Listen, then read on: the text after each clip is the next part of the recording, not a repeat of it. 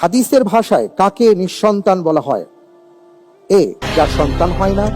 B, যার কোনো সন্তান মারা যায়নি। সি, যার সন্তান বিশেষ চাহিদা সম্পন্ন। ডি, যার সন্তান জন্মদানের ক্ষমতা নেই। ইনশাআল্লাহ আল্লাহর উপর ভরসা রেখে এই প্রশ্নের জবাবে আমি অপশন সি কে বেছে নিচ্ছি। অপশন সি জি। ফেস করে দেব। জি। লক করা হোক সি, যার সন্তান বিশেষ চাহিদা সম্পন্ন। হাদিসের পরিভাষায় নিঃসন্তান শব্দের অর্থ হলো আর রাহুব। রাসূল সাল্লাল্লাহু আলাইহি ওয়াসাল্লাম বলেন, আব্দুল্লাহ ইবনে মাসউদ রাদিয়াল্লাহু তাআলা আনহু থেকে বর্ণিত, মা তাউদ্দুনা ফীকুমুর রাহুব, তোমরা কাকে নিঃসন্তান মনে করো? এরপরে তারা বলেছিলেন যে যার কোনো সন্তান নেই সেই তো নিঃসন্তান।